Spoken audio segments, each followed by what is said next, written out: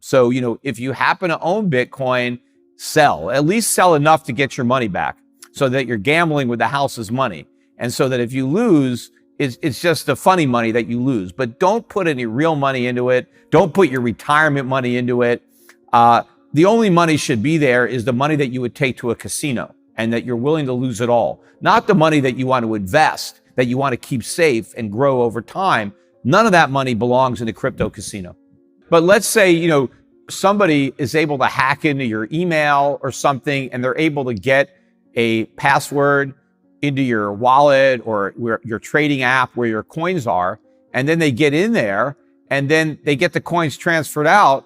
By the time you notice that they've been stolen, there's no way to get them back. They're gone.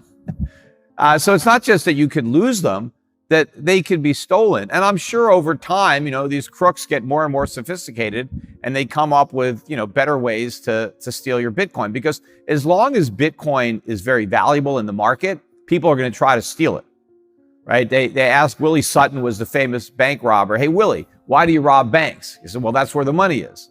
Well, right now, the money is in Bitcoin. And so people are looking to steal it. And so that's just another risk. This is what the Bitcoin community doesn't understand. Gold is a commodity. You don't want to call gold an investment because it's not an investment. Yeah. It's any more than if you took dollars and put them under your mattress, you wouldn't consider that an investment.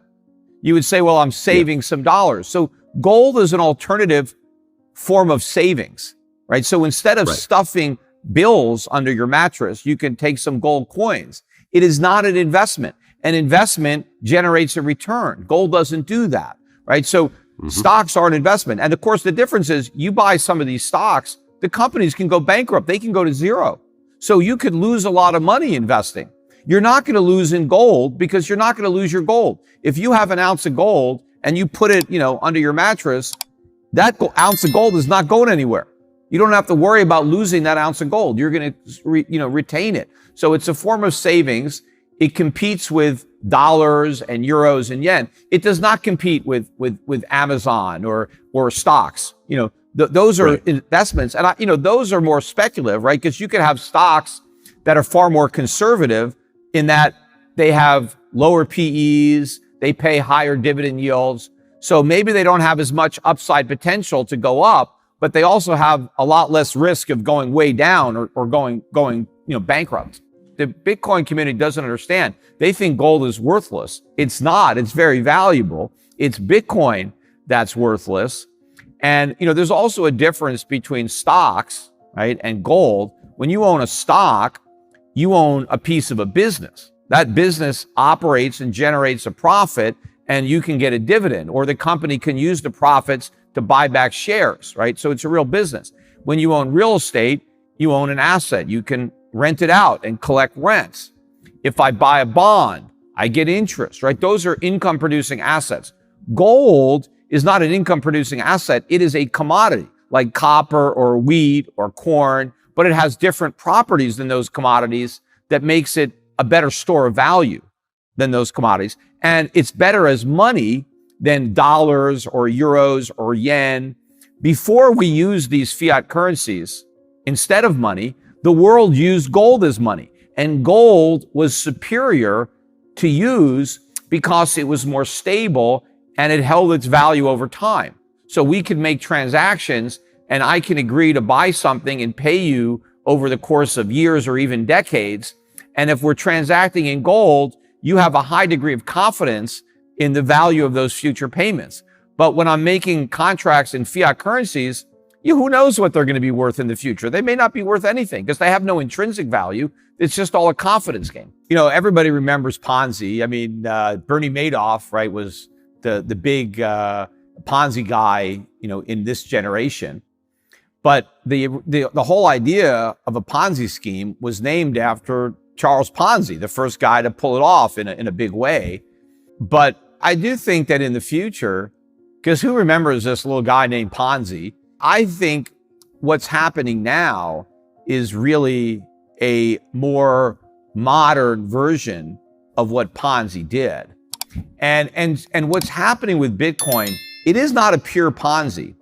It's kind of like a hybrid of a Ponzi, a pyramid scheme, a chain letter. It really is like a modern version of an old crime playing out, in the digital age. So it's not that Bitcoin is gold 2.0, it's Ponzi 2.0, right? It's a Ponzi to a whole new level.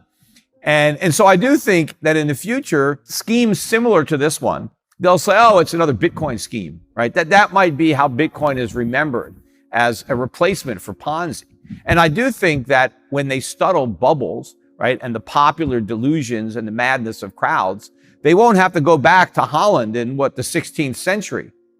They can just go back to America and a lot of the world in the 21st century, and they can study Bitcoin and cryptocurrencies instead of, tulips. Well, you've said that you actually regret not becoming one of the Bitcoin billionaires, because early on you actually could have put 100,000 into Bitcoin, and these days it might be worth $1 billion. Yeah, I mean, look, you'd have to be a fool not to regret it. Now that you know what happens, right? Hindsight is always 20/20. So knowing that Bitcoin is $50,000 a coin, and I knew about it when it was, less than 5 or 10, wherever it was back then. Yeah, I mean, it's one of the best speculative opportunities that I failed to take advantage of. I mean, it's not the only one, right? I could go back, I should have bought all this Amazon when it first came out, or I should have bought, a lot of things I could have, would have, should have done, right? With the benefit of hindsight.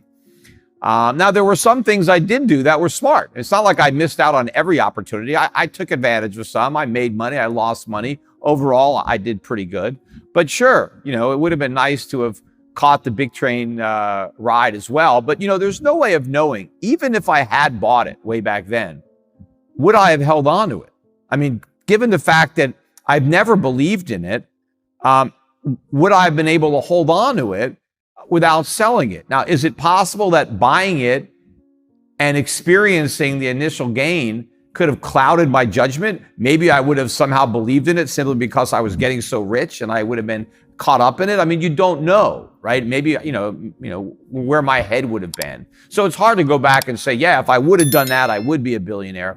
But I think it's interesting that the Bitcoin community tries to make a big deal out of this admission. Oh, Peter Schiff admits he was wrong. He regrets not buying Bitcoin, as if that somehow validates buying Bitcoin now. I mean, had I bought Bitcoin back then, I would definitely sell it now, right? Which is why I probably would have sold it earlier than now. But, I think, just the way I regret not buying Bitcoin back then, in the future, people are going to regret not selling Bitcoin because they can sell it now for a lot of money. And obviously the price could go higher, but none of that matters if it eventually crashes. So let's say Bitcoin does go to 100,000 and then goes to zero. If you didn't sell any at 100,000, what difference does it make? Didn't make any difference. The only person it's going to make a difference to is the guy who bought it at 100,000.